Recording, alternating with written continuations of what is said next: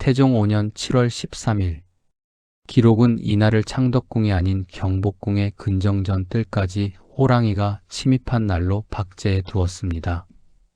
축축한 습기를 머금은 여름밤의 공기가 궁궐의 높은 담장을 넘어온 거대한 그림자에 의해 찢겨나갑니다.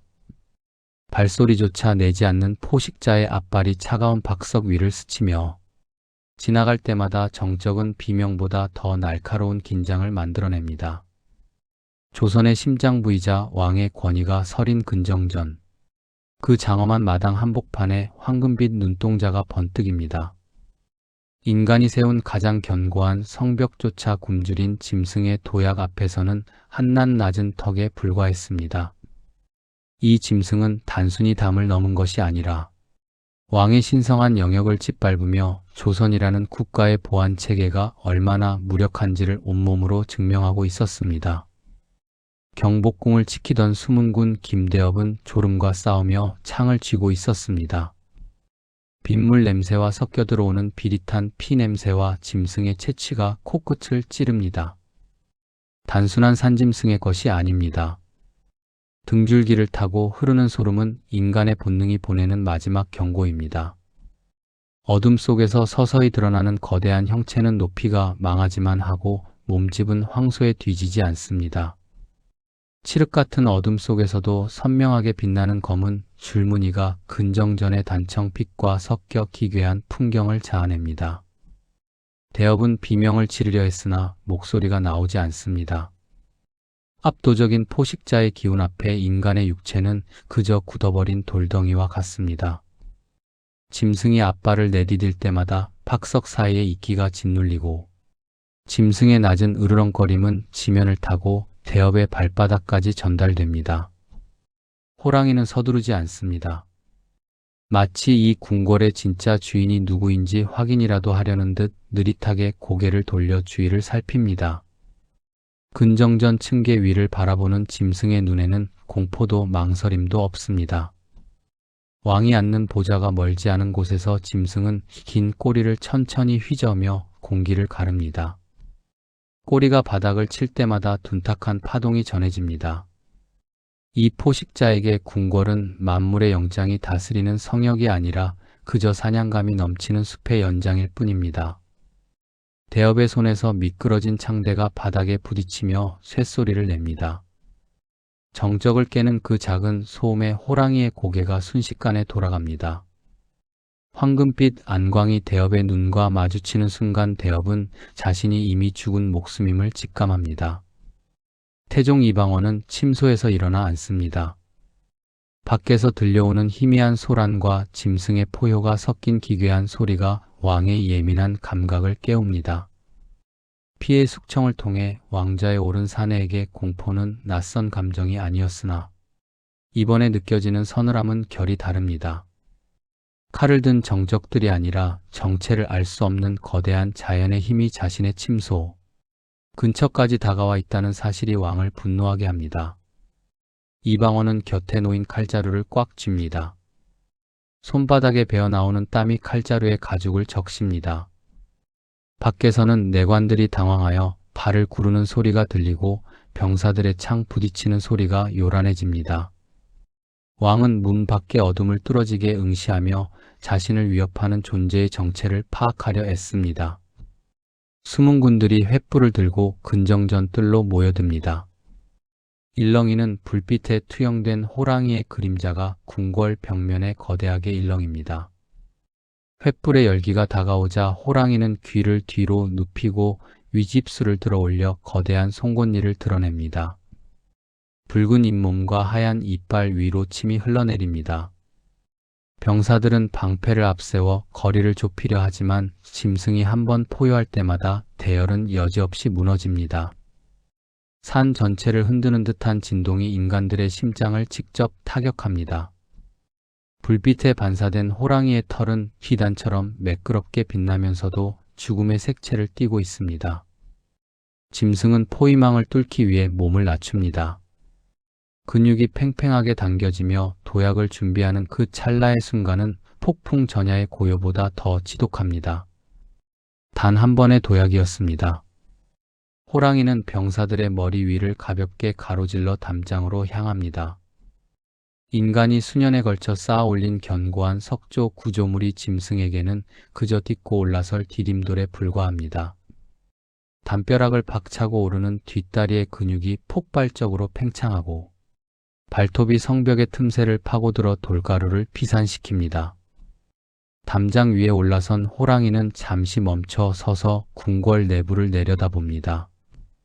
횃불을 든 인간들이 개미처럼 분주하게 움직이는 모습이 포식자의 눈에 비칩니다.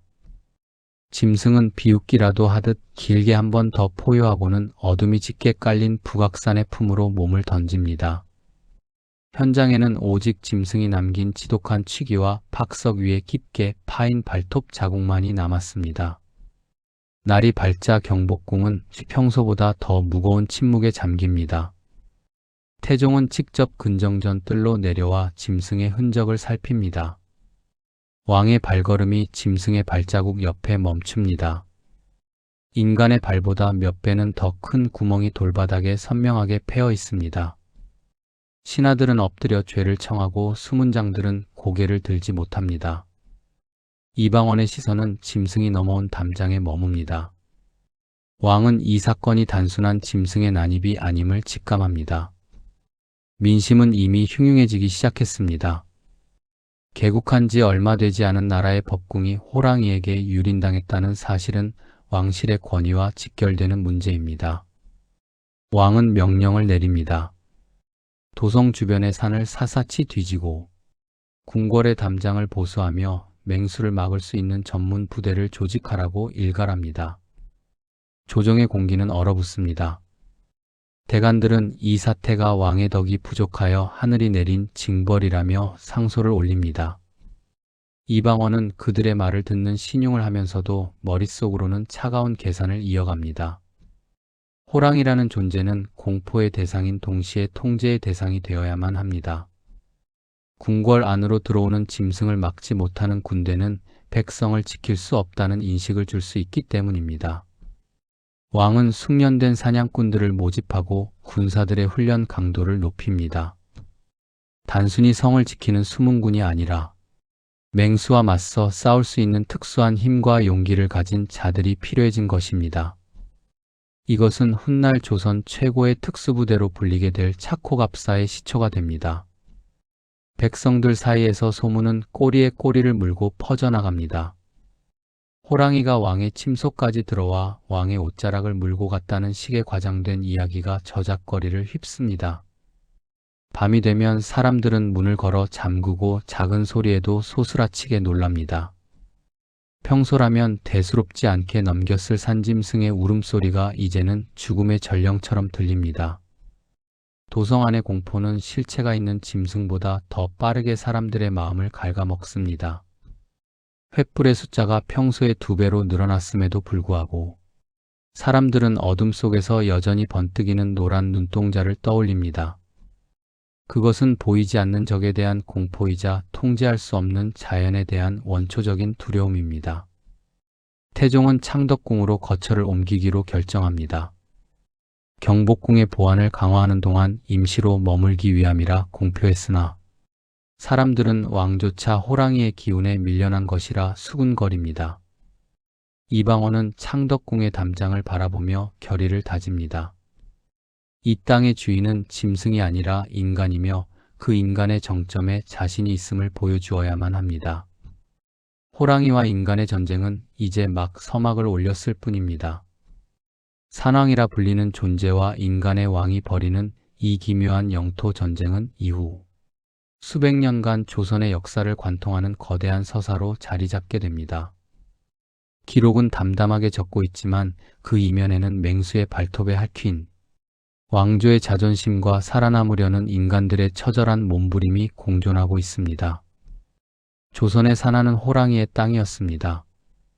태종 시기를 거치며 궁궐 담장까지 유린당한 왕실은 더 이상 방어에만 급급할 수 없음을 깨닫습니다. 맹수는 인간의 공포를 먹고 자라며 그 공포는 왕의 통치력을 좀먹는 가장 치명적인 독이었습니다. 세종대에 이르러 도성 인근뿐만 아니라 전국 각지에서 호랑이에게 잡아먹히는 호식 사고가 빗발치자 조정은 전무후무한 특수부대의 창설을 결의합니다. 오직 호랑이를 잡기 위해 태어난 자들, 죽음을 두려워하지 않고 맹수의 아가리 속으로 뛰어드는 최정예 무인 집단인 차코갑사가 역사의 전면에 등장하는 순간입니다. 이들은 단순한 군인이 아니라 인간의 영역을 침범한 자연의 괴물들을 처단하기 위해 국가가 길러낸 인간 병기들이었습니다. 차코갑사의 선발 과정은 그 자체로 지옥도와 같았습니다. 세종실록에 기록된 선발 기준은 인간의 한계를 시험하는 가혹한 조건들로 가득합니다.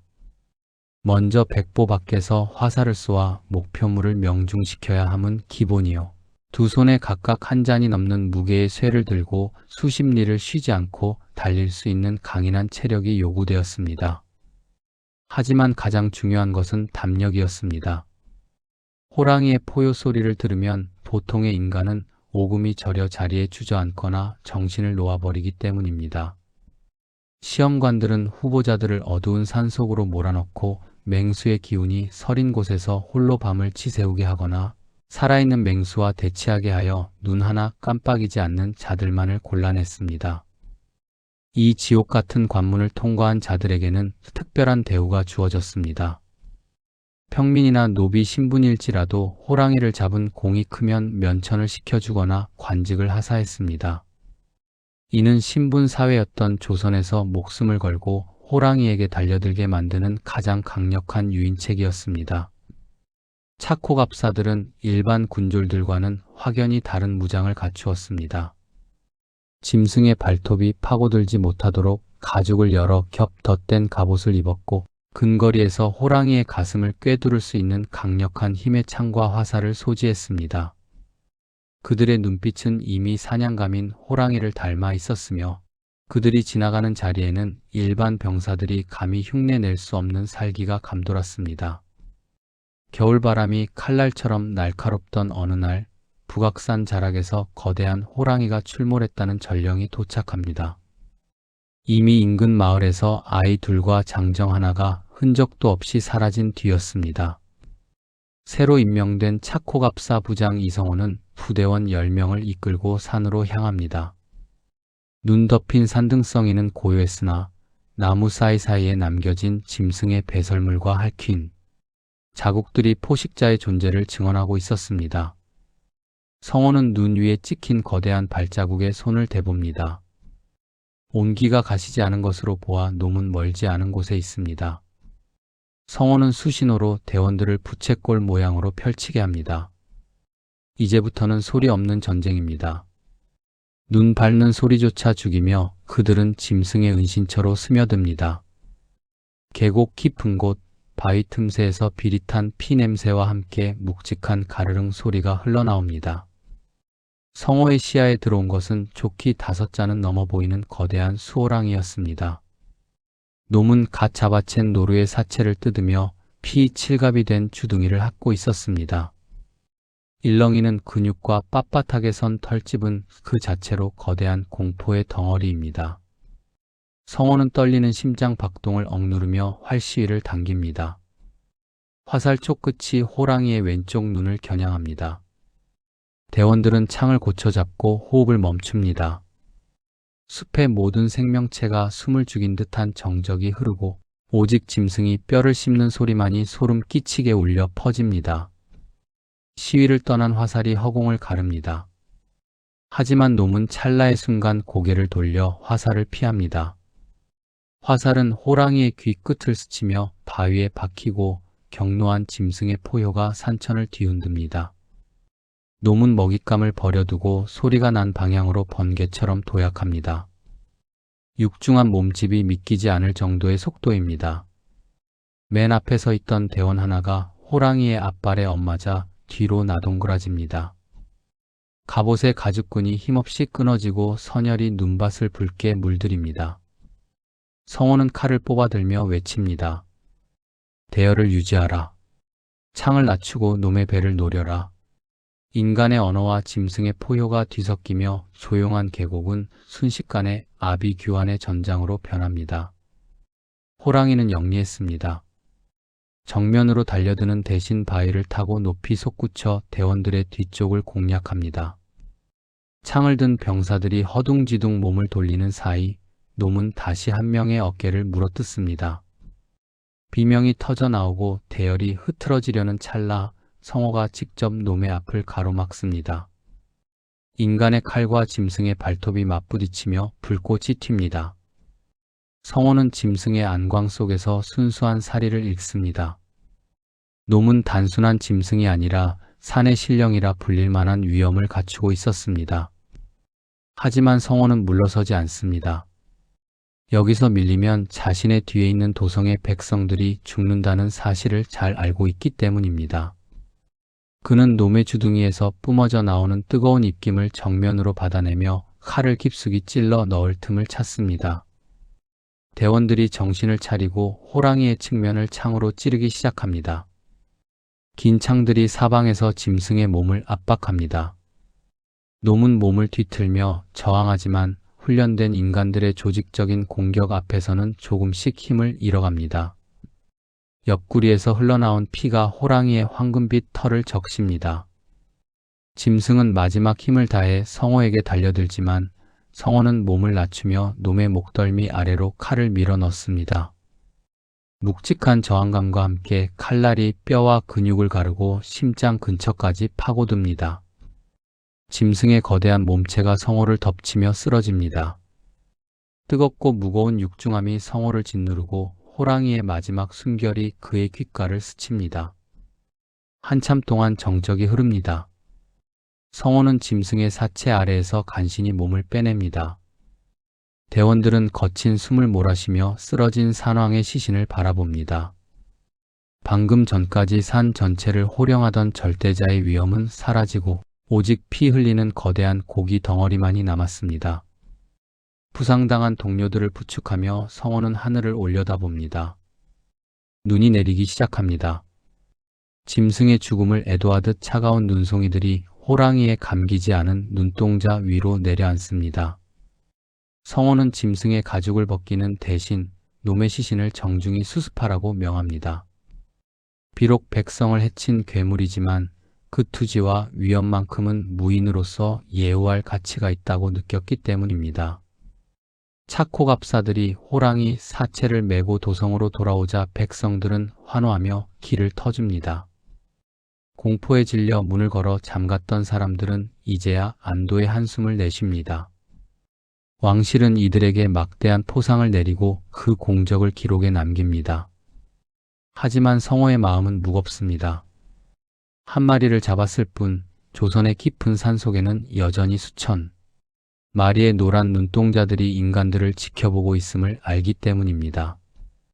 차코갑사의 임무는 끝난 것이 아니라 이제 시작일 뿐입니다. 자연의 경계를 침범하고 성을 쌓은 인간과 그 영역을 되찾으려는 맹수 사이의 끝없는 투쟁은 앞으로도 수많은 피를 요구할 것입니다. 기록은 이날의 승리를 찬양하지만 숲의 어둠은 더 깊은 복수를 다짐하고 있습니다.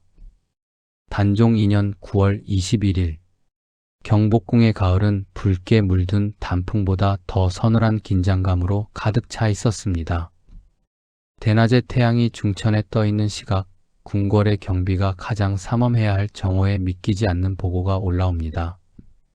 인왕산의 험준한 바위 능선을 타고 내려온 거대한 호랑이 한 마리가 경복궁의 북쪽 담장을 가볍게 넘어 후원으로 숨어들었다는 소식이었습니다. 당시 왕위에 오른 지 고작 2년, 나이 14살에 불과했던 어린 단종은 침전인 강령전에 머물고 있었습니다. 궁궐 안은 순식간에 아수라장으로 변합니다. 내관들은 비명을 지르며 문을 걸어 잠그고 궁녀들은 치맛자락을 휘날리며 후원 반대편으로 도망칩니다. 평화롭던 궁궐의 질서는 짐승의 발톱 하나의 유리그릇처럼 산산조각이 나버렸습니다. 호랑이는 후원의 울창한 숲을 지나 관료들이 국정을 논의하고 임금을 기다리던 빈청 근처까지 내려왔습니다. 사료는 이 상황을 매우 긴박하게 묘사합니다.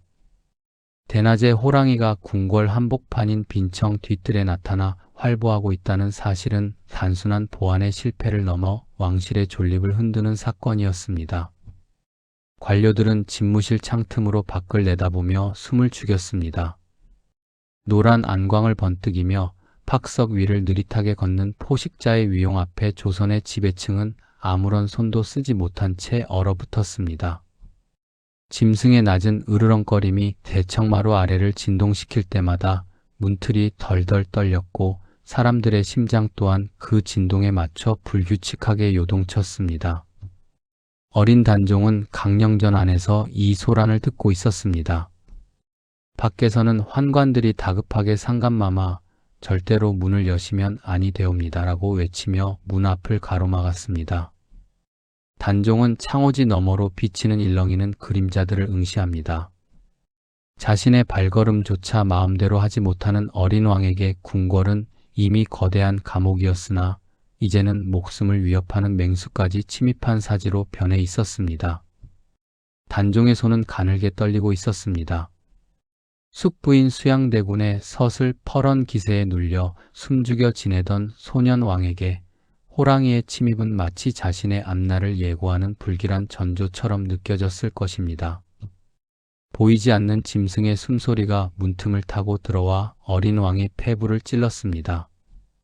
궁궐을 수비하는 내금이 병사들이 뒤늦게 창과 활을 들고 빈청 주변을 포위했습니다. 하지만 호랑이는 영민했습니다. 수십 명의 병사가 거리를 좁혀오자 놈은 섣불리 공격하는 대신 기둥과 담벼락의 사각지대를 이용해 몸을 숨겼습니다. 병사들은 짐승의 꼬리조차 제대로 포착하지 못했습니다. 한낮의 햇살 아래서 벌어지는 이 기묘한 숨바꼭질은 인간들에게 극도의 공포를 선사했습니다. 어디서 튀어나올지 모르는 포식자의 존재는 병사들의 등줄기를 땀으로 적셨습니다. 적이다. 라는 외침에 화살을 날려보지만 화살은 빈 허공을 가르거나 M1 기둥에 박힐 뿐이었습니다. 호랑이는 마치 인간들의 무능함을 조롱하듯 담장 위를 소리 없이 가로지르며 다음 사냥감을 물색했습니다. 이 소식은 즉시 수양대군의 귀에 들어갔습니다. 수양은 말을 달려 경복궁으로 향했습니다. 그는 이 사태를 단순히 맹수의 침입으로 보지 않았습니다. 어린 조카가 다스리는 나라의 기강이 얼마나 해이해졌는지를 보여줄 절호의 기회라고 생각했습니다. 수양대군이 궁궐에 도착했을 때 현장은 여전히 혼란 그 자체였습니다. 그는 병사들을 거칠게 밀치며 앞으로 나섰습니다. 왕실의 위엄이 땅에 떨어졌거늘 내 놈들은 무엇을 하고 있느냐. 그의 일성은 호랑이의 포효보다 더 서늘하게 병사들의 귀를 때렸습니다. 수양의 눈에는 공포가 없었습니다. 오히려 이 상황을 즐기는 듯한 기이한 고향감이 서려 있었습니다. 그는 직접 활을 고쳐 잡으며 짐승의 자취를 쫓기 시작했습니다. 호랑이는 경복궁 근정전 뒤편의 회랑을 타고 이동하며 자신을 쫓는 인간들을 관찰했습니다. 놈은 배가 고파서 내려온 것이 아니었습니다. 영역을 확인하고 인간들의 반응을 떠보는 듯한 대담한 움직임이었습니다. 수양대군은 짐승이 남긴 발톱 자국과 배설물의 냄새를 따라 추격망을 좁혔습니다. 마침내 빈청 뒷담 아래서 짐승과 수양의 시선이 마주칩니다. 찰나의 순간 공기는 얼어붙고 시간은 멈춘 듯 했습니다. 호랑이는 수양의 기세에 잠시 멈칫하며 털을 세웠습니다. 수양은 비릿한 미소를 지으며 시위를 당겼습니다. 인간의 욕망과 맹수의 본능이 정면으로 충돌하는 순간이었습니다. 그러나 호랑이는 수양이 화살을 놓기 직전 믿기지 않는 속도로 몸을 날려 담장을 타고 지붕 위로 솟구쳤습니다. 기와장이 부서지는 소리와 함께 짐승은 경복궁의 거대한 전각 위를 가볍게 질주했습니다. 병사들이 일제히 화살을 쏘아 올렸지만 지붕의 곡선을 따라 유연하게 움직이는 짐승을 맞히기엔 역부족이었습니다. 놈은 경복궁에서 가장 높은 곳에 올라 도성을 내려다보았습니다. 그 모습은 마치 조선의 왕을 내려다보는 진짜 산의 주인 같았습니다. 수양대군은 이를 갈며 지붕 위를 응시했습니다. 놓쳐버린 사냥감에 대한 분노보다 자신의 기세에 눌리지 않고 유유히 사라지는 짐승에 대한 기묘한 경쟁심이 그를 사로잡았습니다. 호랑이는 결국 잡히지 않았습니다.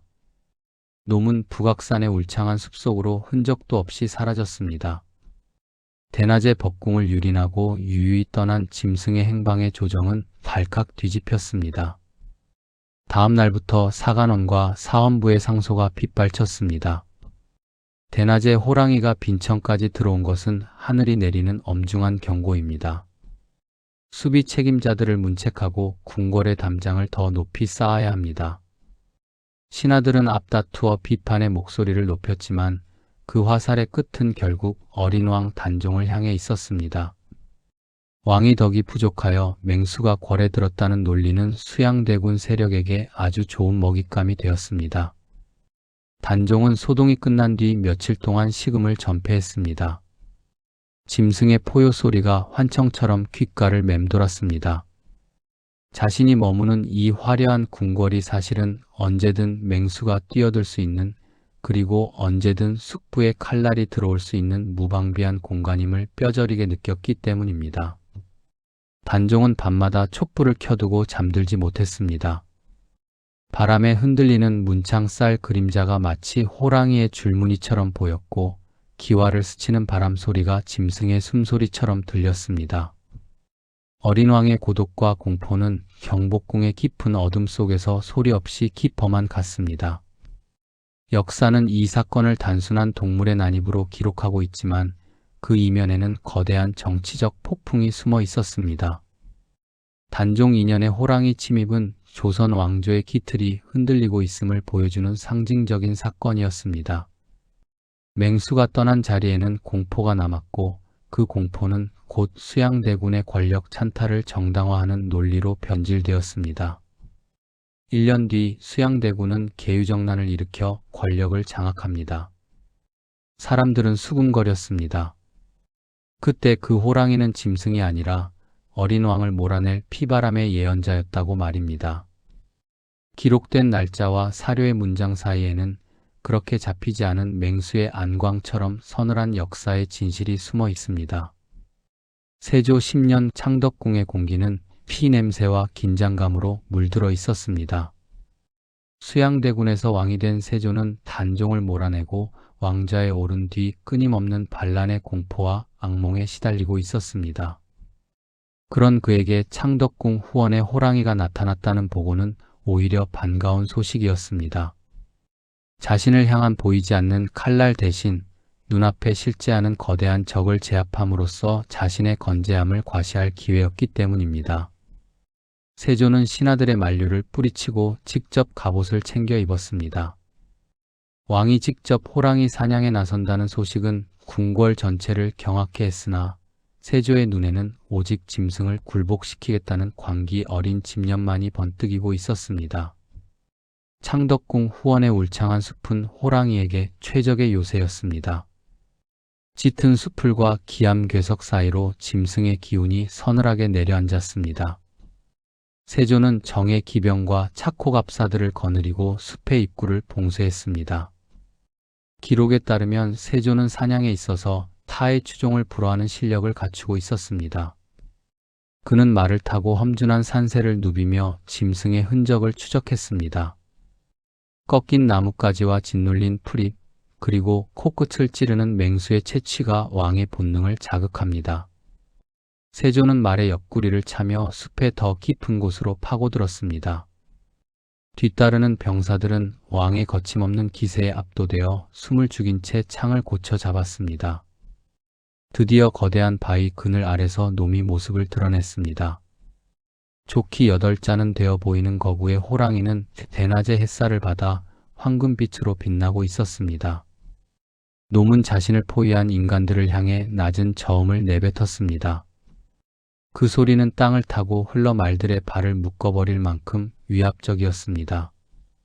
세조의 에마가 겁을 먹고 앞발을 들며 울부짖었으나 세조는 강한 손길로 고삐를 잡아채며 말의 중심을 잡았습니다. 왕과 맹수, 조선의 두 제왕이 숲의 정적 속에서 서로의 눈을 응시합니다. 세조의 눈에는 단종을 폐위시킬 때의 그 냉혹함이, 호랑이의 눈에는 산의 주인으로서의 자존심이 서려 있었습니다. 세조는 등 뒤의 시전에서 화살 하나를 뽑아 들었습니다. 손끝에 닿는 시위의 팽팽한 긴장감이 전신으로 퍼져나갑니다. 그는 숨을 멈추고 활을 힘껏 당겼습니다.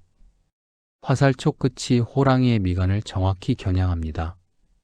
주변의 모든 소음이 사라지고 오직 자신의 심장 박동 소리만이 귀를 때리는 찰나 세조는 시위를 놓았습니다. 시위를 떠난 화살은 날카로운 파차름을 내며 공기를 가르고 호랑이의 어깨에 깊숙이 박혔습니다. 짐승의 처절한 포효가 숲을 뒤흔들며 나무에 앉아있던 새들이 일제히 날아올랐습니다. 부상당한 호랑이는 도망치는 대신 세조를 향해 정면으로 돌진했습니다. 어깨에 화살이 박힌 채로 질주하는 놈의 기세는 폭풍과도 같았습니다. 순식간에 거리를 좁힌 호랑이가 앞발을 휘두르자 세조의 말 옆구리에 깊은 발톱 자국이 남았습니다. 말이 고통으로 쓰러지려 하자 세조는 민첩하게 몸을 날려 바닥에 착지했습니다. 왕의 신분이 무색하게 흙먼지 속에 구른 세조는 즉시 칼을 뽑아들었습니다. 짐승은 다시 한번 도약하기 위해 뒷다리에 힘을 주었고 세조는 칼날을 세우며 놈의 심장을 노렸습니다. 인간의 기술과 맹수의 근력이 충돌하는 절체절명의 순간이었습니다. 곁에 있던 차코갑사들이 일제히 창을 내밀어 호랑이의 접근을 막았습니다. 수십 개의 창끝이 짐승의 가슴과 배를 압박하며 왕을 보호했습니다. 세조는 병사들을 뒤로 물러나게 하며 소리쳤습니다. 내 직접 이놈의 숨통을 끊을 것이니 누구도 끼어들지 마라. 이것은 단순한 사냥이 아니라 왕으로서 자신의 위엄을 증명하는 의식이었습니다. 호랑이는 사방에서 조여오는 창날에 피를 흘리면서도 끝까지 세조만을 노려보았습니다. 놈의 안광에는 죽음을 앞둔 공포보다 강한 증오가 담겨 있었습니다. 세조는 다시 활을 잡아 두 번째 화살을 매겼습니다. 두 번째 화살이 호랑이의 목덜미를 관통했습니다. 거대한 짐승이 육중한 소리를 내며 바닥으로 고꾸라졌습니다. 놈은 마지막까지 앞발로 땅을 긁으며 저항했으나 이내 긴 숨을 내뱉으며 움직임을 멈추었습니다. 세조는 천천히 다가가 죽은 호랑이의 머리 위에 발을 올렸습니다. 거친 숨을 몰아쉬며 짐승의 사체를 내려다보는 왕의 얼굴에는 승리자의 희열과 함께 알 수 없는 공허함이 교차했습니다. 병사들은 일제히 만세를 외치며 왕의 용맹함을 찬양했으나 세조의 시선은 숲의 어둠 속으로 깊게 파고들었습니다. 자신이 죽인 것이 한 마리의 짐승인지 아니면 자신의 내면의 도살인 죄책감의 형상인지 알 수 없었기 때문입니다. 사냥이 끝난 뒤 세조는 호랑이 가죽을 벗겨 대궐의 집무실에 깔아두게 했습니다. 그는 밤마다 그 가죽 위에 앉아 국정을 돌보았습니다. 죽은 맹수의 가죽조차 사람들에게는 공포의 대상이었고 세조는 그 공포를 자신의 통치 기반으로 삼았습니다. 신하들은 왕의 사냥 솜씨를 칭송하는 시를 지어 올렸고 백성들 사이에는 우리 임금님은 범도 때려잡는 장사라는 소문이 퍼졌습니다. 세조는 이 사건을 통해 자신이 여전히 강한 군주임을 천하에 공표했습니다. 하지만 그가 앉아있는 호랑이 가죽 아래서는 여전히 억울하게 죽어간 이들의 곡소리가 들리는 듯 했습니다. 세조실록의 기록은 왕의 용맹함을 극찬하는 문장들로 가득합니다. 왕이 직접 화살을 쏘아 잡았다는 사실은 왕권의 신성함을 강조하는 도구로 활용되었습니다. 그러나 다큐멘터리적 시각에서 보면 이 사건은 왕실의 정당성을 확보하기 위한 고도의 정치적 연출이기도 했습니다.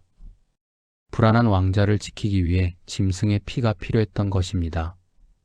세조는 호랑이를 잡음으로써 자신을 반대하는 세력들에게 나를 거역하는 자는 이 맹수와 같은 운명을 맞이할 것이라는 무언의 메시지를 던졌습니다. 숲의 주인은 바뀌었으나 창덕궁 후원에는 여전히 잡히지 않은 원혼들의 서늘한 기운이 감돌았습니다.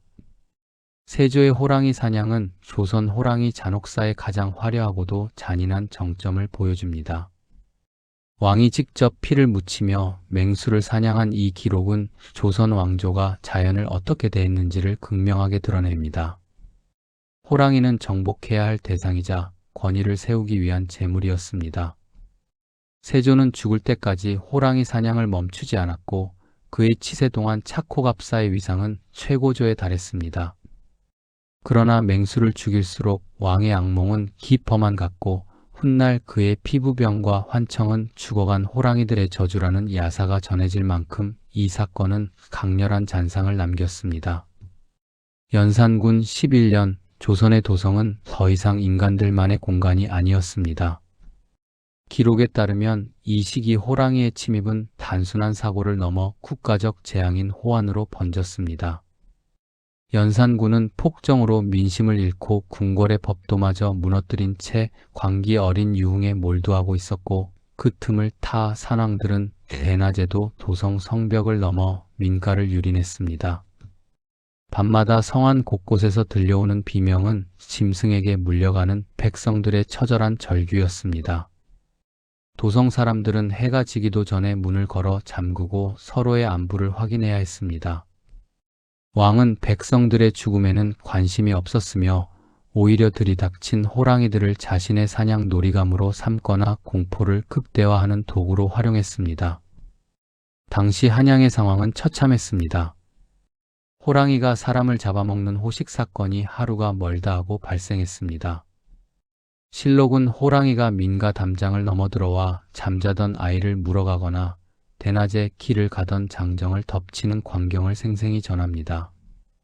짐승에게 물려간 시신의 일부만 발견되는 일이 허다했으며 남겨진 가족들은 짐승의 배 속에 든 혈육을 그리워하며 통곡했습니다.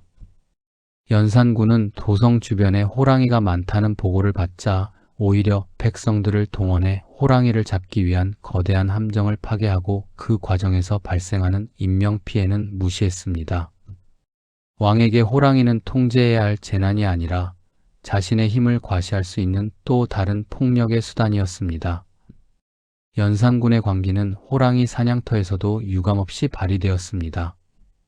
그는 창덕궁 후원을 넘어 도성 밖 산들까지 자신의 개인 사냥터로 선포하고 인근 백성들을 강제로 이주시켰습니다. 호랑이가 자주 출몰하는 지역을 지키기 위해 군사들을 배치하는 대신 자신이 사냥하기 편하도록 나무를 베어내고 지형을 깎아냈습니다. 사료에 따르면 연산군은 사냥 중에 호랑이를 생포해 오라는 무리한 명령을 내리기도 했습니다. 굶주리고 격노한 맹수를 산채로 잡아오기 위해 수많은 차코갑사와 병사들이 목숨을 잃었습니다. 왕은 피 흘리며 죽어가는 부하들을 보며 즐거워했으며 생포된 호랑이를 철장에 가두고 굶주리게 하여 그 포효를 감상하는 기괴한 취미를 즐겼습니다. 어느 날 밤 연산군이 연회를 즐기던 궁궐의 담장 너머로 거대한 호랑이의 포효가 울려 퍼졌습니다. 풍악 소리조차 뚫고 들어오는 그 소리는 연회장을 순식간에 얼어붙게 만들었습니다. 흥청거리던 기생들과 내관들은 사색이 되어 엎드려 떨었습니다. 그러나 연산군은 술잔을 내려놓으며 기괴하게 웃었습니다. 산의 왕이 나를 보러 왔구나. 술을 더 가져오너라. 그는 오히려 짐승의 포효를 배경음악 삼아 연회를 계속했습니다. 궁궐 밖에서는 짐승에게 사지가 찢기는 백성의 비명이 들려오고 있었으나 담장 안의 왕은 그 죽음의 교향곡을 즐기며 취해갔습니다. 이것은 인간의 존엄이 사라지고 맹수의 본능과 왕의 광기만이 남은 조선의 가장 어두운 단면이었습니다. 연산군은 호랑이 가죽에 대한 집착도 대단했습니다. 그는 전국 각도의 관찰사들에게 할당량을 정해주어 일정 수 이상의 호랑이 가죽을 상납하게 했습니다. 가죽을 채우지 못한 지방 관료들은 파직되거나 태형에 처해졌습니다. 이에 관료들은 백성들을 험한 산지로 몰아넣어 호랑이를 잡게 독촉했고 이 과정에서 호환으로 인한 사망자는 기하급수적으로 늘어났습니다. 백성들은 호랑이에게 죽거나 호랑이를 못 잡아 왕의 매에 죽는 비참한 처지에 놓였습니다. 산천은 호랑이의 피와 백성의 눈물로 젖어들었으며 한양 도성에는 짐승의 비릿한 채취와 원망 섞인 곡소리가 끊이지 않았습니다. 사료에는 연산군이 호랑이를 이용해 정적들을 위협했다는 기록도 암시되어 있습니다. 그는 죄인을 신문할 때 굶주린 호랑이가 든 우리 옆에서 진행하게 하거나 짐승의 포효 소리를 듣게 하여 정신적 고문을 가했습니다. 공포는 왕이 권력을 유지하는 가장 강력한 무기였고 호랑이는 그 공포의 실체화된 상징이었습니다. 신하들은 왕의 눈치를 보느라 호랑이 피해를 줄여보고하거나 아예 보고를 누락하는 지경에 이르렀습니다.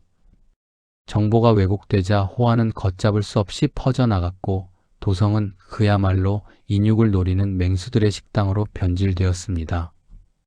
연산군 11년 7월 기록적인 호랑이 침입 사건이 발생합니다. 수십 마리의 호랑이가 무리를 지어 도성 근처까지 내려온 것입니다. 평소 단독 생활을 하는 호랑이가 무리지어 나타났다는 것은 생태계가 완전히 파괴되었음을 의미했습니다. 연산군은 이를 보고받고도 사냥감이 늘었으니 흥겨운 일이다라고 대답했습니다. 그는 직접 말을 타고 나가 사냥을 강행했으나 정작 짐승에게 당하는 것은 그를 호위하던 병사들이었습니다. 짐승의 발톱에 창자가 쏟아지고 머리가 으스러지는 광경을 보면서도 왕은 화살을 쏘는 재미에 빠져 있었습니다. 왕에게 생명이란 그저 화살 끝에 걸린 표적 그 이상도 이하도 아니었습니다. 도성 백성들 사이에서는 연산군이 호랑이의 전기를 받아 괴물이 되었다는 흉흉한 소문이 돌았습니다. 밤마다 왕이 호랑이로 변해 궁궐 밖을 다니며 사람을 잡아먹는다는 이야기가 민가에 퍼졌습니다. 이는 왕에 대한 백성들의 극심한 공포와 혐오가 빚어낸 허구였으나 당시 조선의 분위기에서는 충분히 설득력 있게 들릴 만큼 현실은 참혹했습니다. 왕의 폭정과 맹수의 습격은 구분이 불가능할 정도로 닮아 있었습니다. 백성들은 산속의 호랑이보다 대궐의 호랑이를 더 두려워하며 하루하루를 버텼습니다. 연산군 말기 도성은 폐허나 다름없었습니다. 호랑이를 피해 떠난 사람들로 빈집이 늘어났고 그 빈집은 다시 호랑이들의 은신처가 되었습니다. 도성 안에서 호랑이 새끼가 발견되는 일까지 벌어졌습니다. 인간이 세운 문명의 중심지가 야생의 숲으로 회귀하고 있었습니다. 연산군은 무너져가는 도성을 뒤로하고 여전히 화려한 연애를 멈추지 않았습니다. 그러나 그의 치세도 막바지에 다다르고 있었습니다. 호랑이의 포효와 백성의 원성은 어느새 왕권을 무너뜨릴 거대한 폭풍으로 변해가고 있었습니다. 기록은 이 시기를 인간과 짐승의 경계가 무너진 아비규환의 시대로 정의합니다.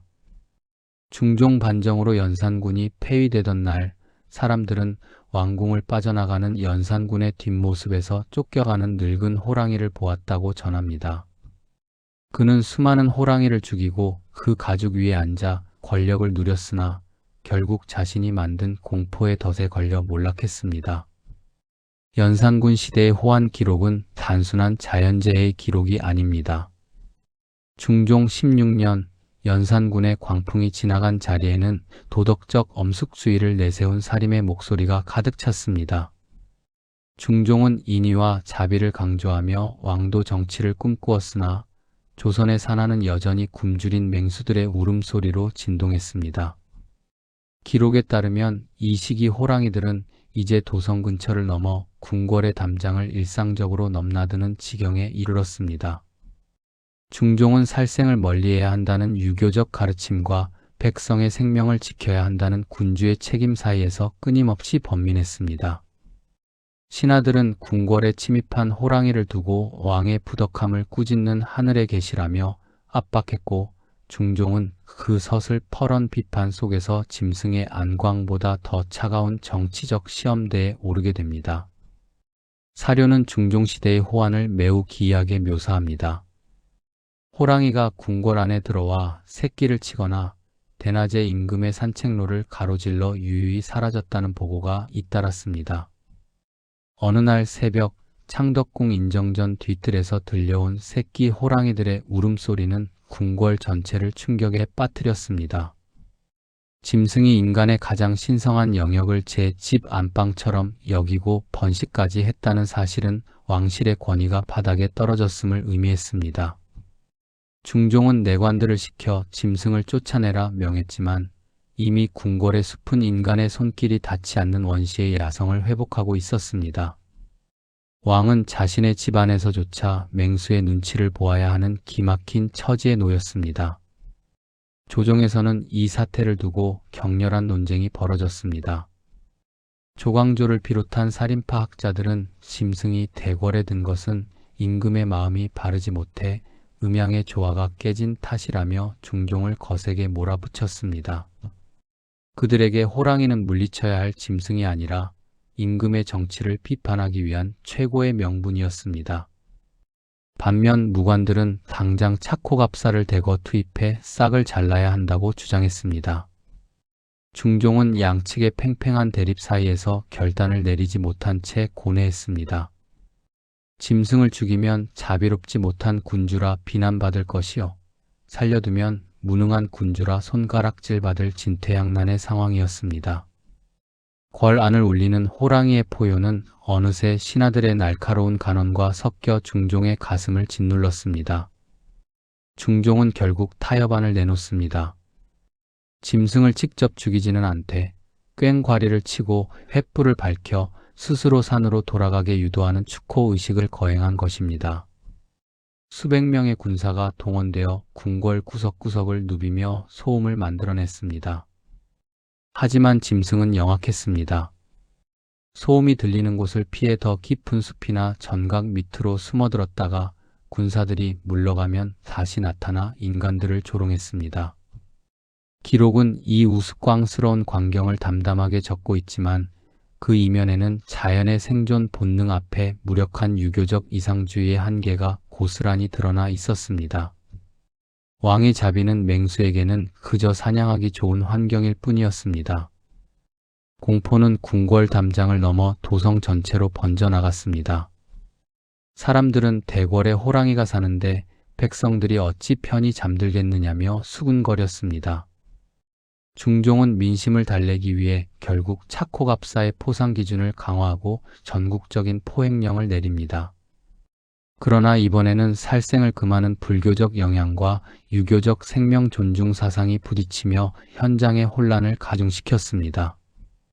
호랑이를 잡고도 살생의 업을 두려워해 보고를 꺼리는 관료들이 생겨났고 그 사이 호환은 걷잡을 수 없이 커졌습니다. 짐승은 이제 인간의 법도와 철학을 비웃으며 도성 안에 살아있는 모든 것을 사냥감으로 삼았습니다. 사료에 기록된 가장 충격적인 장면 중 하나는 중종이 직접 호랑이와 마주할 뻔한 사건입니다. 후원을 산책하던 중종의 행차 앞에 거대한 호랑이의 배설물과 갓 잡아먹힌 사슴의 잔해가 발견된 것입니다. 불과 몇 분 전까지 짐승이 머물렀던 자리에서는 여전히 비릿한 피 냄새가 진동했습니다. 호위하던 병사들은 사색이 되어 왕을 둘러쌌고 중종은 그 핏자국 위에서 인간이 세운 질서의 덧없음을 보았습니다. 왕은 그날 이후 한동안 후원 출입을 금했습니다. 군주가 자신의 정원에서 쫓겨난 이 사건은 당시 조선이 겪던 자연과의 주도권 싸움이 얼마나 처절했는지를 보여주는 상징적인 대목입니다. 신하들의 압박은 더욱 거세졌습니다. 전하, 짐승은 짐승일 뿐입니다. 인의를 베푸는 대상이 아닙니다. 결국 중종은 자신의 고집을 꺾고 대대적인 수색 작전을 승인합니다. 차코갑사들이 창덕궁과 경복궁의 구석구석을 훑으며 짐승의 은신처를 파괴했습니다. 며칠간의 추격 끝에 후원의 깊은 골짜기에서 어미 호랑이 한 마리가 사살되었습니다. 짐승의 사체가 끌려 나올 때 중종은 멀리서 그 광경을 지켜보며 깊은 한숨을 내쉬었습니다.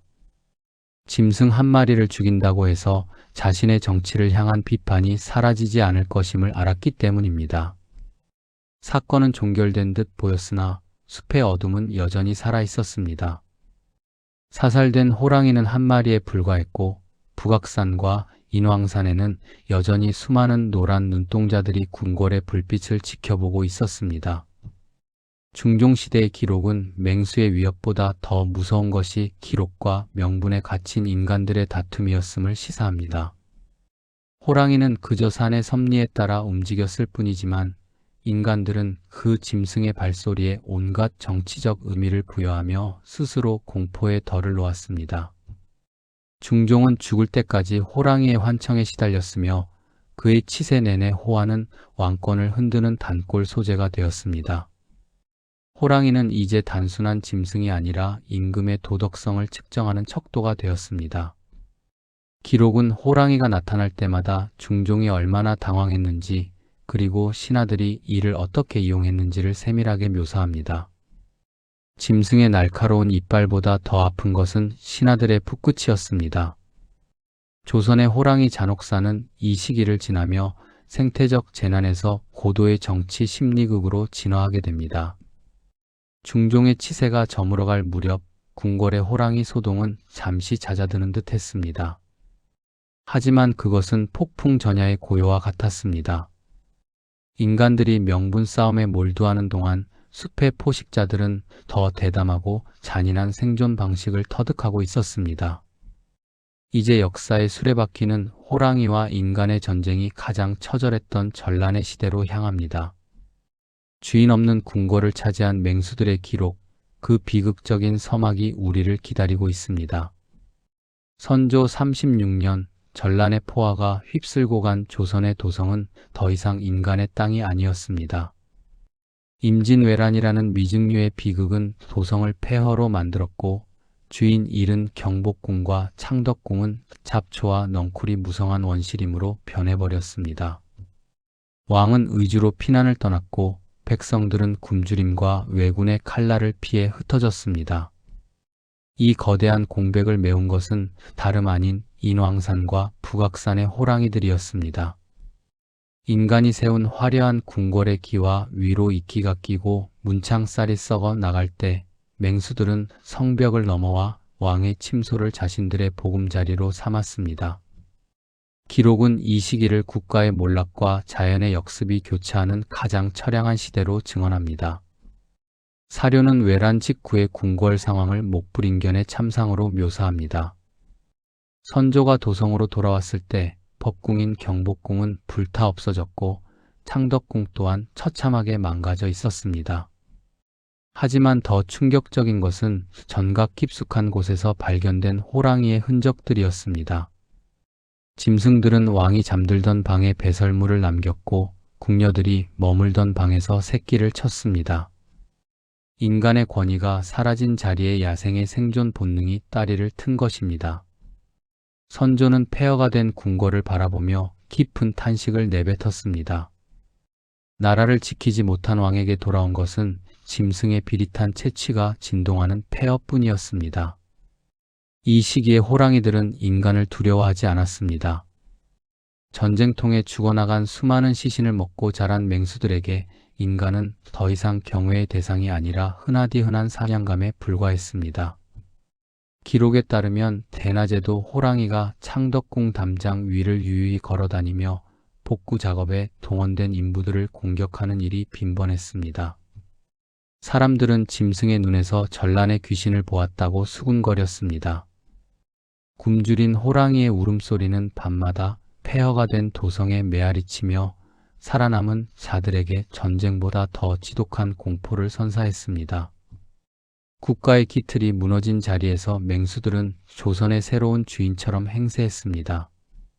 선조는 무너진 왕권을 세우기 위해 궁궐 복구에 박차를 가하려 했으나 호랑이들이 이를 가로막았습니다. 공사를 위해 나무를 베고 털을 닦으려 하면 어디선가 호랑이가 나타나 인부들을 물어갔습니다.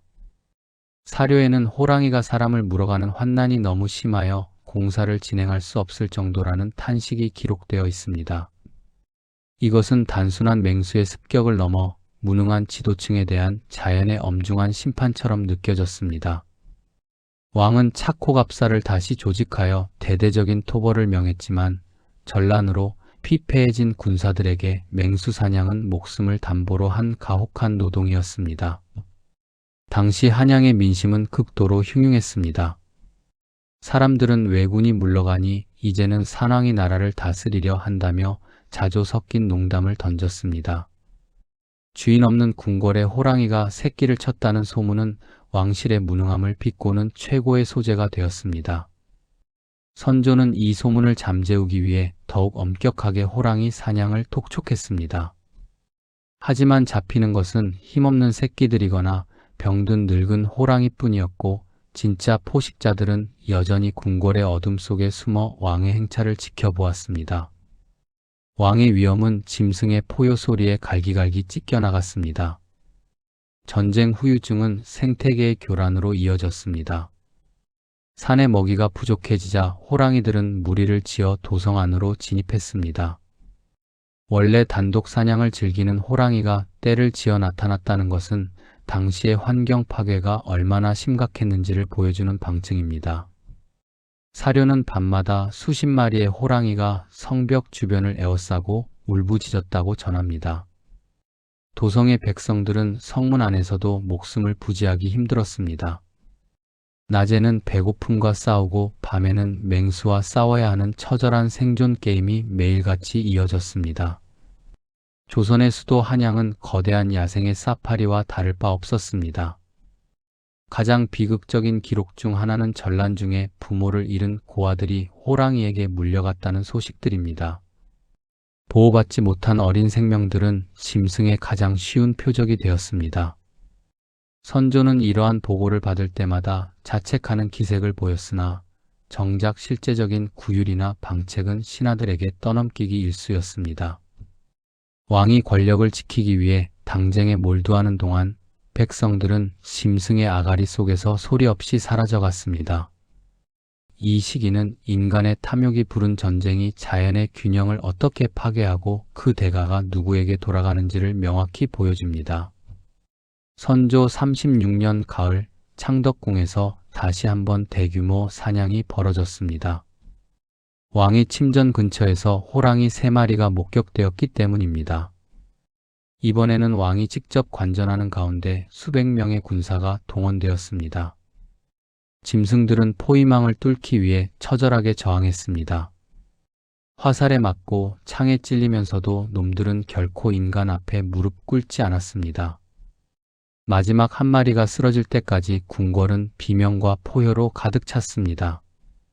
사냥은 끝났지만 선조의 표정은 밝지 않았습니다. 죽은 짐승의 눈에 비친 자신의 모습이 얼마나 초라한지를 깨달았기 때문일지도 모릅니다. 이 시기의 기록은 조선 호랑이 잔혹사에서 가장 어두운 장을 차지합니다. 호랑이는 침략자가 아니라 인간이 버린 땅을 차지한 자연의 점령군이었습니다. 전란 뒤의 폐허 속에서 벌어진 인간과 맹수의 사투는 문명의 허울이 얼마나 얇은지를 폭로합니다. 왕은 화려한 옷을 입고 다시 보좌에 앉았지만 그의 발밑에는 여전히 짐승의 핏자국이 남아 있었습니다. 기록은 이 처절한 생존의 기록을 통해 국가란 무엇이며 백성을 보호한다는 것은 어떤 의미인지를 묵직하게 묻고 있습니다. 도성의 호화는 극심한 혼란의 정점을 지나 조선 후기의 새로운 국면으로 접어듭니다. 전란의 상처를 딛고 일어서려는 인간들과 이미 도성의 맛을 알아버린 맹수들의 전쟁은 이제 더 체계적이고 잔혹한 방식으로 전개될 것입니다. 다음 장에서는 인구 증가와 산지 개간으로 인해 막다른 골목에 내몰린 호랑이들이 인간의 마을을 습격하는 전면전의 양상을 다루게 됩니다. 사라진 영토를 되찾으려는 산왕들의 마지막 저항, 숙종시대의 거대한 토벌 기록이 우리를 기다리고 있습니다.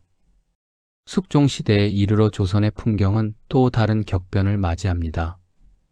전란의 상처를 딛고 인구가 폭발적으로 증가하면서 사람들은 더 많은 식량과 거처를 찾아 산 깊숙한 곳까지 파고들기 시작했습니다.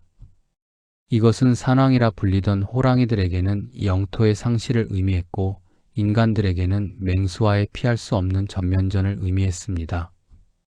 숙종은 이전 왕들과 달리 호랑이 문제를 단순한 재난이 아닌 군사적 체계 안에서 해결하려 했습니다. 전국적인 군 조직인 착호군을 대대적으로 정비하고 호랑이의 머리 하나당 파격적인 현상금을 내걸며 인간 중심의 국토 개조를 선언했습니다. 이제 호랑이는 공포의 대상에서 섬멸해야 할 장애물로 전락했고 조선의 산천은 거대한 도살장으로 변해갔습니다. 사료는 숙종 시기의 호랑이 토벌 작전을 매우 정교하고 잔인하게 묘사합니다. 숙종은 기존의 차코갑사를 보완하여 각 지방 군현마다 차코군이라는 상설 조직을 설치했습니다. 이들은 농사짓는 백성들이 아니라 오직 맹수 사냥만을 위해 고용된 전문 살수들이었습니다. 그들은 호랑이의 이동 경로를 파악하여 거대한 함정을 파고 끝부분에 날카로운 축창을 심어두었습니다.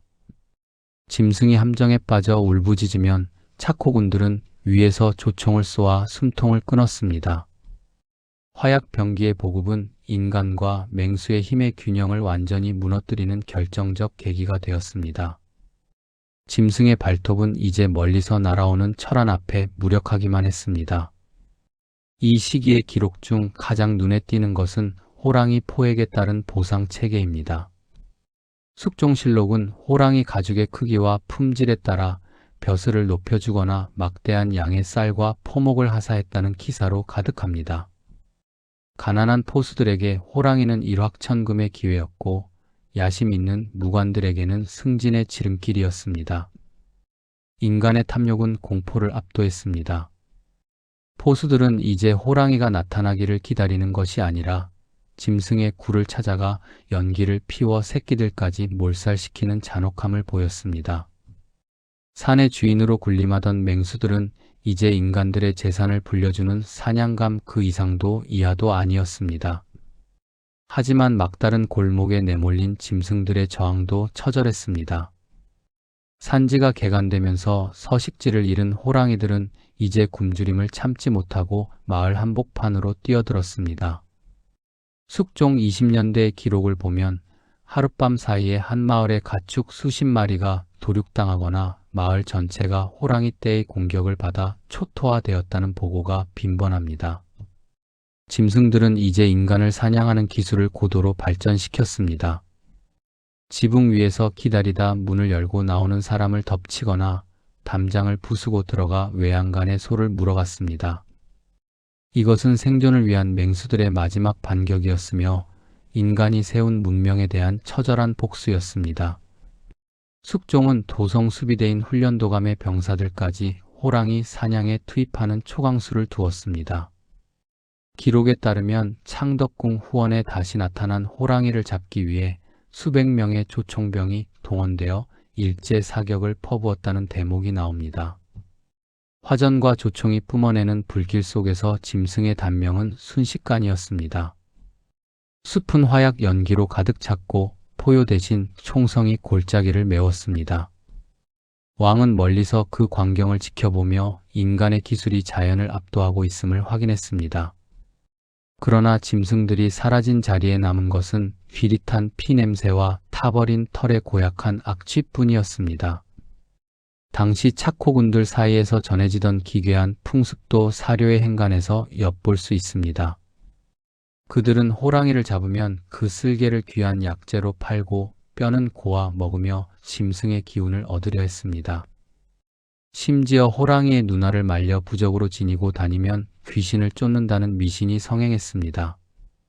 인간들은 짐승의 생명뿐만 아니라 그 존재의 흔적까지 철저히 분해하여 소비했습니다. 이것은 조선이 수천 년간 유지해온 맹수에 대한 경외심이 완전히 사라지고 오직 물질적인 욕망만이 남았음을 보여주는 서글픈 증거였습니다. 가장 충격적인 기록 중 하나는 숙종시대 중반 전국에서 보고된 호환의 수치입니다.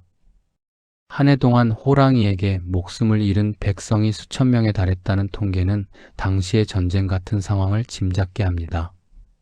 숙종은 이를 백성의 고통이 이 지경에 이르렀으니 짐승과의 전쟁을 멈출 수 없다며 토벌 작전을 더욱 강화했습니다. 토벌과 습격의 악순환이 반복되면서 조선의 사냐는 피로 물들었습니다. 맹수들은 더 깊은 험지로 도망치거나 아니면 인간과의 사투에서 처참하게 사살되어 가죽만 남긴 채 사라져갔습니다. 숙종 40년경 마침내 도성 인근의 호랑이 출몰 기사가 눈에 띄게 줄어들기 시작합니다. 대대적인 소탕 작전과 산지 개간이 결실을 본 것입니다. 하지만 기록은 승리의 환희보다는 기이한 정적을 전합니다. 밤마다 들려오던 짐승의 울음소리가 사라지자 도성은 고요해졌지만 사람들은 그 적막 속에서 형용할 수 없는 허전함을 느꼈습니다. 수만 년 동안 이 땅을 지켜온 영물이 사라진 자리는 인간들의 소란스러운 욕망으로 채워졌습니다. 왕은 치적을 자랑했으나 지혜로운 노인들은 산의 주인을 쫓아낸 대가가 반드시 돌아올 것이라며 우려 섞인 시선을 보냈습니다. 숙종시대의 착호 작전은 조선 생태계의 대전환점이었습니다. 맹수와의 공존을 포기하고 선멸을 택한 인간의 선택은 단기적으로는 백성의 안전을 보장했으나 장기적으로는 자연의 균형을 돌이킬 수 없이 파괴했습니다. 짐승의 머리수를 세며 상금을 나누던 기록들 뒤에는 서서히 죽어가는 조선의 원시적 생명력이 숨어 있었습니다. 왕의 명령 한마디에 일사불란하게 움직이던 군대의 발걸음 소리는 곧 사라질 맹수들을 향한 조종과도 같았습니다. 이제 조선 호랑이들은 역사의 뒤안길로 밀려날 준비를 합니다. 인간과의 전면전에서 패배한 맹수들은 이제 멸종이라는 거대한 운명 앞에 서게 됩니다. 당시의 기후 변화와 먹이 사슬의 붕괴를 과학적으로 추적해 봅니다. 그리고 끝까지 인간의 곁을 지키며 전설로 남으려 했던 마지막 호랑이들의 슬픈 이동 경로를 따라가 봅니다. 조선 후기 산왕들이 왜 죽음을 무릅쓰고 인간의 마을로 내려왔는지에 대한 해답은 단순히 굶주림이라는 단어만으로는 부족합니다. 17세기에서 18세기 사이 전 지구를 덮친 소빙하기의 한파는 조선의 생태계 지도 자체를 뒤흔들었습니다. 기록에 따르면 당시 겨울은 유난히 길고 혹독했으며 여름에는 기록적인 가뭄과 홍수가 반복되었습니다.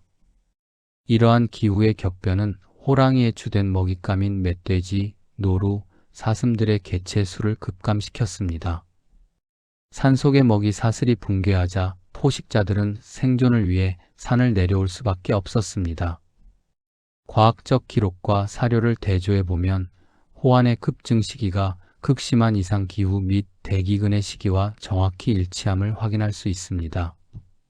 생태학적 관점에서 호랑이는 광대한 영역을 필요로 하는 상위 포식자입니다. 하지만 조선의 인구 증가로 인한 무분별한 화전 개간은 호랑이의 서식지를 섬처럼 고립시켰습니다. 나무를 베어 숯을 만들고 산을 깎아 밭을 일구는 인간들의 활동은 짐승들의 이동 경로를 차단했습니다. 영역 동물이자 고립된 서식지에서 근친교배의 위험에 처한 호랑이들은 새로운 영토를 찾아 나서야 했고 그 길목마다 인간들이 세운 도성과 마을이 버티고 있었습니다. 짐승들에게 마을은 침범의 대상이 아니라 생존을 위해 반드시 통과해야 하거나 먹이를 구해야 하는 새로운 사냥터로 인식되기 시작한 것입니다. 당시의 지형적 특징 또한 호랑이의 도성 진입을 도왔습니다. 한양을 둘러싼 북악산, 인왕산, 북한산은 거대한 바위산으로 맹수들이 몸을 숨기기에 최적의 장소였습니다. 특히 경복궁과 창덕궁은 산자락과 바로 연결되어 있어 숲의 어둠이 궁궐의 담장 안으로 자연스럽게 스며드는 구조였습니다. 호랑이의 뛰어난 도약력은 3m가 넘는 궁궐 담장을 가뿐히 넘을 수 있었으며 발소리를 죽이는 특유의 보행법은 삼엄한 수문군들의 경비망을 비웃듯 통과하게 했습니다. 과학적으로 분석된 호랑이의 신체 조건은 조선의 법궁조차 놈들에게는 그저 조금 높은 바위 턱에 불과했음을 증명합니다. 사료는 맹수들이 인간의 고기 맛을 알게 된 과정을 소름 끼치게 묘사합니다. 대기근과 전쟁으로 인해 길가에 버려진 시신들은 호랑이들에게 손쉬운 단백질 공급원이 되었습니다. 야생 동물을 사냥하는 것보다 움직임이 느리고 방어수단이 취약한 인간을 사냥하는 것이 훨씬 효율적이라는 사실을 놈들은 학습했습니다. 한번 인육의 맛을 본 호랑이는 다른 먹잇감을 찾지 않는다는 기록은 생태학적 학습 효과의 잔인한 단면을 보여줍니다. 인간을 두려워하던 신수에서 인간을 먹잇감으로 여기는 괴물로의 진화, 이것이 조선 후기 호환이 그토록 잔혹했던 본질적인 이유였습니다. 기상 관측 기록과 실록의 기사를 연결해보면 흥미로운 사실이 드러납니다. 유난히 추웠던 해의 정월과 2월의 궁궐 호랑이 출몰 기사가 집중되어 있습니다. 혹독한 추위는 짐승의 대사량을 높여 더 많은 열량을 요구하게 했고, 얼어붙은 산속에서는 더 이상 구할 것이 없었던 맹수들은 궁궐 내의 가축이나 내관들을 노리고 담을 넘었습니다. 온돌에서 뿜어져 나오는 미세한 온기와 인간들의 생활 소음은 굶주린 맹수들에게는 거부할 수 없는 유혹이었습니다. 과학은 말해줍니다. 그들은 미쳐서 내려온 것이 아니라 얼어 죽지 않기 위해 필사적으로 인간의 온기를 찾아온 것이라고 말입니다. 조선 후기의 산림 정책인 봉산제도 또한 역설적으로 호랑이의 번식을 도왔습니다. 왕실의 제목을 얻기 위해 일반인의 출입을 엄격히 통제한 구역은 호랑이들에게 안전한 번식처가 되었습니다. 인간이 보호한 숲에서 자라난 호랑이들은 역설적이게도 그 숲을 관리하는 인간들을 공격했습니다. 보호와 개간이라는 상충하는 정책 사이에서 호랑이들은 인간의 틈새를 공략했습니다.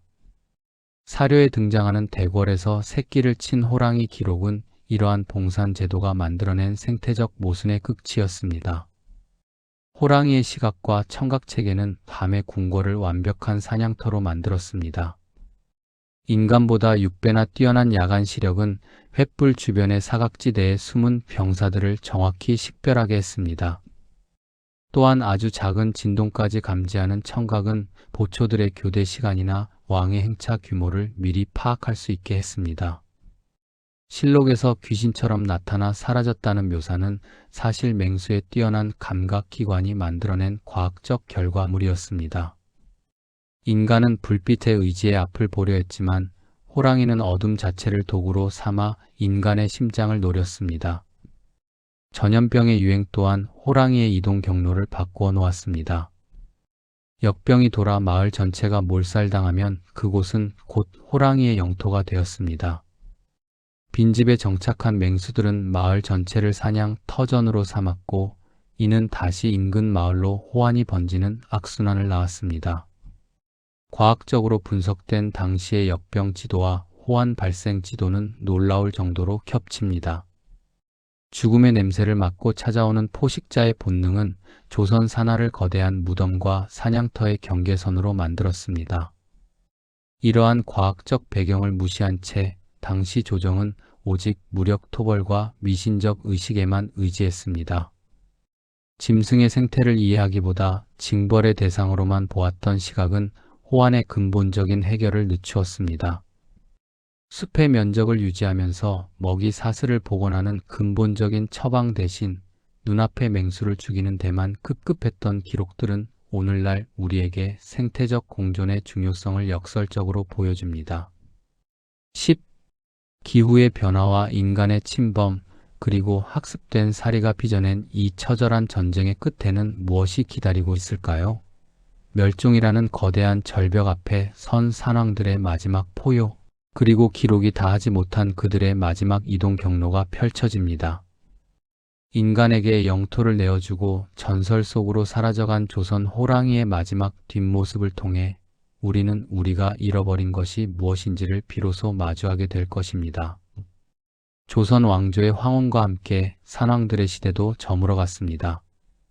19세기 말 문명의 개방과 함께 들어온 신식 화기는 호랑이들에게 더 이상 도망칠 곳을 허락하지 않았습니다. 한때 영험한 신수이자 공포의 상징이었던 호랑이는 이제 서구 열강과 일본인 사냥꾼들의 전리품으로 전락했습니다. 기록에 따르면 구한말 도성 인근에서 목격되던 호랑이의 기사는 급격히 줄어들었고, 그 자리는 근대화라는 이름의 소음과 연기로 채워졌습니다. 하지만 사라지기 직전까지도 놈들은 자신들의 영토였던 궁궐과 도성을 향해 마지막 포효를 내뱉었습니다. 사료에 기록된 마지막 궁궐 호랑이 소동은 고종시대에 나타납니다. 경복궁 중건이 한창이던 시기 공사장 주변에서 호랑이의 발자국이 발견되어 인부들이 철수하는 소동이 벌어졌습니다. 이것은 조선이라는 국가가 마지막 힘을 짜내어 법궁을 세우려 할 때 산왕 또한 자신의 마지막 권위를 확인하려 했던 기묘한 일치였습니다. 하지만 대낮에 빈청을 활보하던 단종시대의 위용은 찾아볼 수 없었습니다.